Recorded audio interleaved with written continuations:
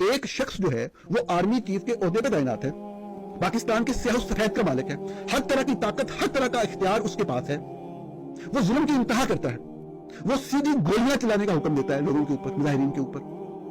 کیا وہ ذہنی طور پہ آپ کے خیال میں درست آدمی ہے؟ وہ جھوٹی خبر چلواتا ہے ایک احتجاج کے دوران کہ جی پی ٹی آئی کے کارکنوں نے کوئی جو رینجرز کے اہلکار ہیں ان کو شہید کر دیا, مار دیا.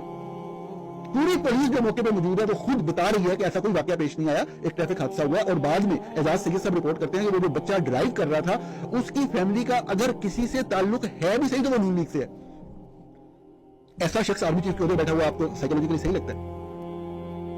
لوگوں کے گھروں کے اندر داخل ہو کے لوگوں کی ماؤں بہنوں کے دوپٹے کھینچنا, ان کی گرفتاریاں کرنا, ان کی تذلیل کرنا, ایسا شخص آپ کو ذہنی طور پہ باشعور لگتا ہے, ذہنی طور پہ نارمل لگتا ہے؟ میں اپنی مثال نہیں دینا چاہتا, لیکن حقیقت سب کے سامنے رپورٹ ہو چکی ہے, اس لیے رکھ رہا ہوں کہ میں رپورٹنگ کر رہا ہوں یہاں بیٹھ کے. ابھی خیر آج کل مجھے کہا جا رہا ہے آپ کے خلاف کارروائی شروع کر دی ہے, یہ کر دیں گے, وہ کر دیں گے. ہاں کریں, یہ آپ کا حق بنتا ہے, میں نے کیا, میرے خلاف کریں.